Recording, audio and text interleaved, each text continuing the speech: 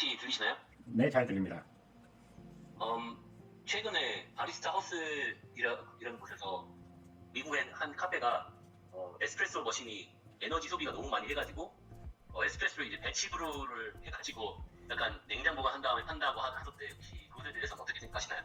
어, 예, 바리스타 허슬에서 그런 거 나왔다고요?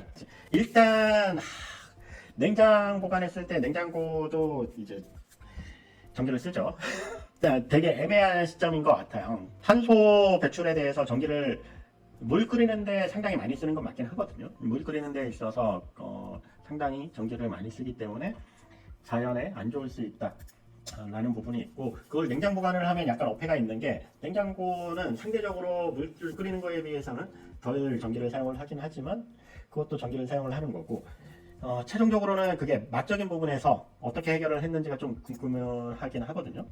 글로벌 에너지 크라이시스에 맞닥뜨려 가지고 에너지 비용을 줄이기 위해서 다른 빌딩에 비해서 5배에서 7배 정도 더 스퀘어미터당 스퀘어풋, 미국이어서 스퀘어풋이거든 더 사용을, 단위 면적당 5배에서 7배 정도 더 사용을 하고 있었다고.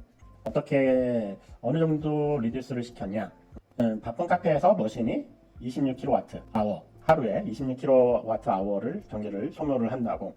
일반적인 가정집에서 쓰는 전기의 3배 이상을 사용을 한다. 홈바리스타 같은 경우도 마찬가지로 전기를 너무 많이 쓴다.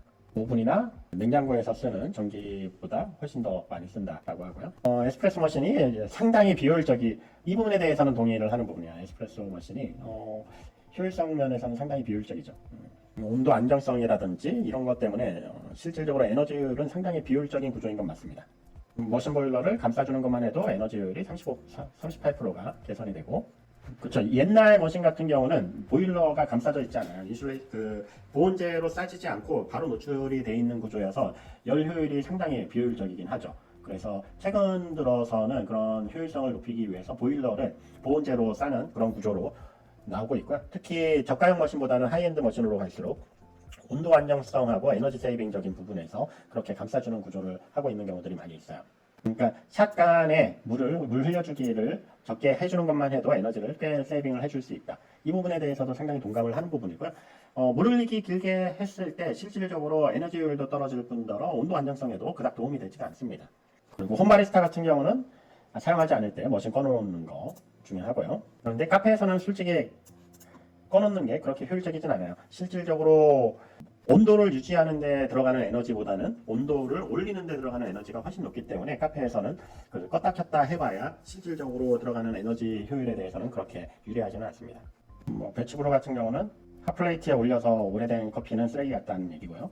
그냥 커피를 내렸을 때 자체만 봤을 때는 에너지 효율에는 훨씬 좋다. 그래서 조라는 카페 오너가 결심했다고. 보일러 없는 머신을 하기로 했다고. 보일러를 뜯어내겠다고. 히팅 플레이트를 쓰는 구조죠. 예. 가정용 머신에 사용을 하는 구조죠. 이런 것들은.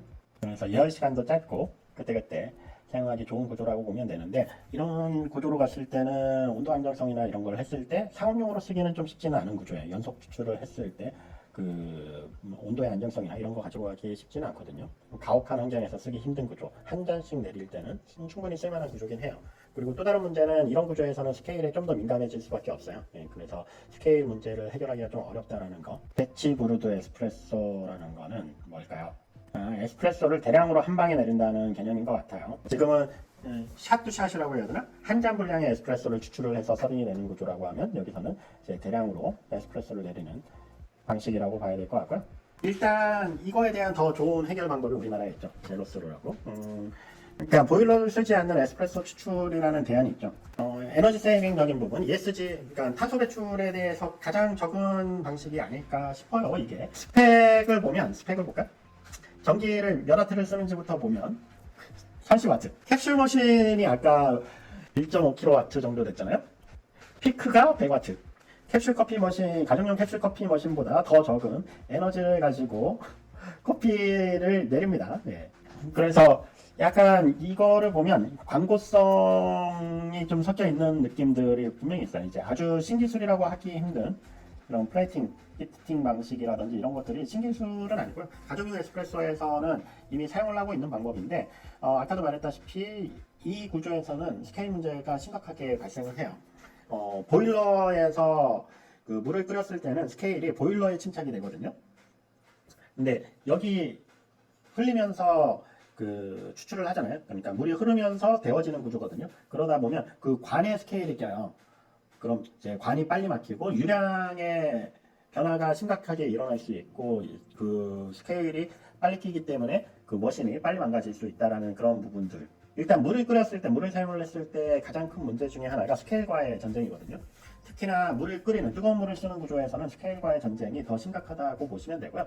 실질적으로 가장 좋은 해결 방법은 이미 우리나라에 나왔죠. 이런 에너지 세이빙에 대한 부분하고 굳이 뜨겁게 추출을 해서 차갑게 했다가 그거를 뜨겁게 서빙을 나갈 필요가 있나에 대한 건 머신 예언할 필요도 없죠. 그리고 커피를 추출하는 데 있어서 상온의 물을 사용을 하기 때문에 기어 장치만 작동을 하면 되거든요. 펌프, 기어 펌프가 되는지 정확히 제가 뜯어보진 않아서 구조는 모르겠지만 압력을 발생을 시키는 그런 기어 정도의 기어나 모터를 작동한 전기만 필요하고 작동될 때만 전기가 들어가면 되고 뭐 예열이라든지 이런 게 전혀 필요가 없죠.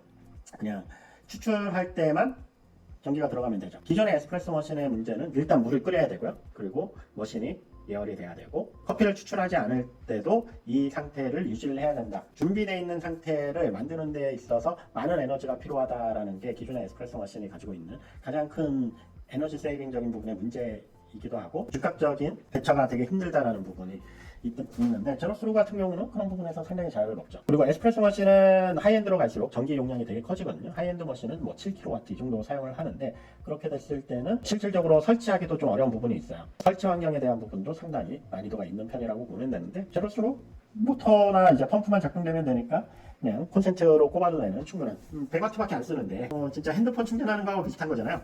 100W 정도면 PB 충전, 노트북 PB 충전 정도의 전력이죠. 제가 보기에 100W면 USB PB가 되는 100W짜리 USB-C 타입을 사용을 하면 작동이 될 정도의 전기 용량이 아닌가 생각이 들어요.